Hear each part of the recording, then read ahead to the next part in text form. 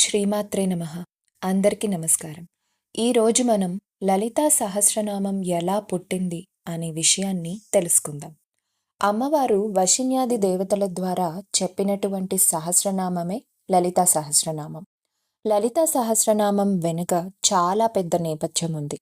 శివమహాపురాణాంతర్గతముగా తారకాసుర సంహారం చేయవలసొచ్చినప్పుడు పార్వతీ పరమేశ్వరులకు కుమారుడు జన్మిస్తే తప్ప తారకాసురుడు నిర్జింపబడడు.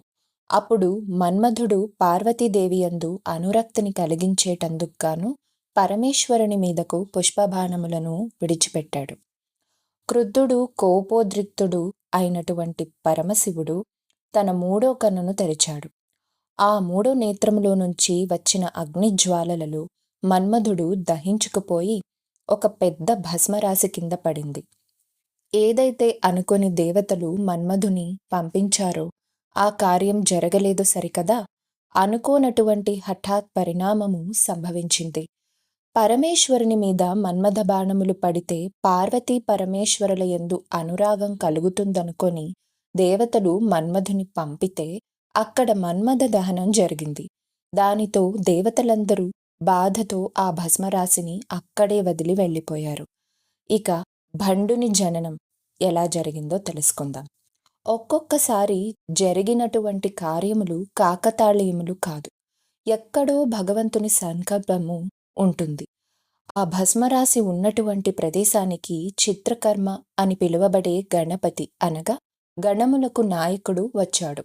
ఆయన ఆ తెల్లని భస్మరాశిని చూసి ఒక్క బొమ్మ చేస్తే బాగుంటుంది కదా అని అనుకున్నాడు.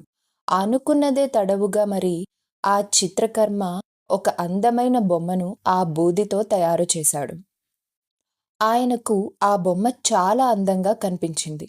ఆ బొమ్మకు ప్రాణప్రతిష్ఠ జరిగింది. అప్పుడు అందులో నుంచి ఒక వ్యక్తి లేచాడు. ఆ బూది పరమశివుడు కోపంతో మూడో కంటిని తెరిచినప్పుడు మన్మధుడు భస్మమైనటువంటి బూది. ఆ బూది నుంచి తయారైన వ్యక్తి కనుక వ్యగ్రతతో కూడి ఉన్నాడు. అలాంటి ఆ వ్యక్తిని చూసిన చతుర్ముఖ బ్రహ్మగారు భండా భండా అని పిలిచారు. అంటే ఆ వ్యక్తికి అనుకోకుండానే నామకరణం జరిగింది. అప్పటి నుంచి ఆ వ్యక్తికి భండాసురుడు అని పేరు స్థిరపడిపోయింది. ఇకపోతే భండుని ప్రవృత్తి ఎలా ఉంటుంది అన్న విషయం తెలుసుకుందాం. అసురుడు అనేది ఆయనకు బ్రహ్మగారు పెట్టిన పేరు కాదు. బ్రహ్మగారు పెట్టింది భండా అని మాత్రమే.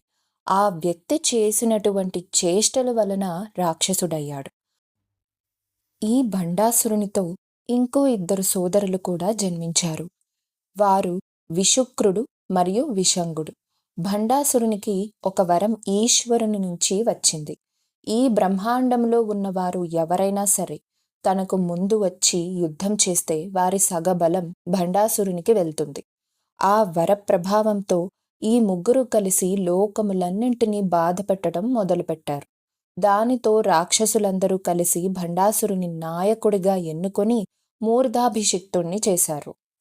ఇక భండుని భోగము గురించి తెలుసుకుందాం. ఈ ముగ్గురు అపారమైనటువంటి శక్తివంతులు. శక్తి ఉంది కాబట్టి వారు భోగములు అనుభవిస్తూ లోకంలో మరి ఎవ్వరునూ భోగం అనుభవించకుండా చూసేవారు. అదే రాక్షస ప్రవృత్తి. శరీరంలో బలం ఉన్నప్పుడు భగవంతుని చేరుకునే ప్రయత్నం ఎవరైతే చేస్తారో వారు ఈశ్వరానుగ్రహం ఉన్నవారు. శరీరంలో బలముండగా అది కేవలం భోగమునకే వాడుకునేవాడు వచ్చే ఆపదను చూసుకోలేకపోతున్నాడు. కాలం వెళ్ళిపోతుంది అని తెలుసుకోలేకపోతున్నాడు. ఈ భండాసురునికి 4 భార్యలు. వారు సమ్మోహిని, కుముదిని, చిత్రాంగి మరియు సుందరి. ఆ 4 భార్యలతో పరమ సంతోషంతో కాలం గడుపుతున్నాడు భండాసురుడు. ఒకరోజు ఆ ముగ్గురు రాక్షసులు ఒకచోట సమావేశమయ్యారు. వాళ్ళు ఇలా మాట్లాడుకుంటున్నారు. ఈ సంభాషణను మన ప్రతినిత్యంతో అన్వయించుకోవాలి. భండుడు మన అందరిలోనూ ఉన్నాడు అనుకోవాలి. వాళ్ళు ఇలా అయితే మాట్లాడుకుంటున్నారు. మనం సుఖభోగాలను అనుభవించామంటే బాగుంది. మనని ఆశ్రయించిన వాళ్ళు సుఖాలను భోగాలని అనుభవించారు అంటే కూడా బాగుంది. మనని నాయకుడిగా అంగీకరించని వాళ్ళు కొంతమంది ఉన్నారు కదా ఈ బ్రహ్మాండంలో.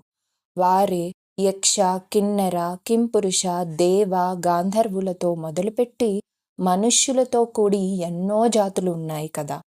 మన నాయకత్వముని అంగీకరించని వారు సుఖములను ఎందుకు అనుభవించాలి?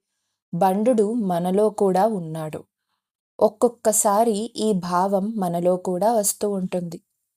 ఇక బండాసురుని ఆలోచన విధానం ఎలా ఉంటుందో తెలుసుకుందాం. సృష్టిలో బహుశా ఎవ్వరూ చేయని ఆలోచనని భండాసురుడు చేశాడు. మన ముగ్గురం అన్ని లోకాలకు సూక్ష్మ శరీరాలతో వెళదాం. వెళ్ళి అక్కడ పురుషులకు పుంసత్వం లేకుండా చేద్దాం. అలాగే స్త్రీలకు రసోత్పత్తి లేకుండా చేద్దాం. అప్పుడు పురుషునికి పురుష సహజమైనటువంటి, స్త్రీలకు స్త్రీ సహజమైనటువంటి స్థితి ఉండదు. ఇప్పుడు స్త్రీ పురుషుల మధ్య భోగేచ్ఛే ఉండదు. అప్పుడు మనసుకు సంతోషం ఉండదు. ఆ సంతోషం కొరవడిన నాడు లలిత కళలు నశిస్తాయి. సంగీతం ఎవ్వరూ వినరు. నాట్యం ఎవ్వరూ చూడరు. అందరూ నీరసపడిపోతారు. అప్పుడు ఎక్కడ ఏమీ జరగవు. కాబట్టి భోగేచ్ఛ లేనప్పుడు ఉత్పత్తి ఉండదు. అప్పుడు ఆ జాతులు తమంతట తాము నశించిపోతాయి.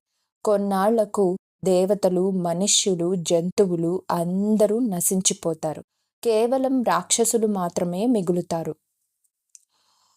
ఇక ఆఖరికి రసాతలంలో ఉండే సర్పజాతి కూడా పడగలెత్తడం మానేశాయి.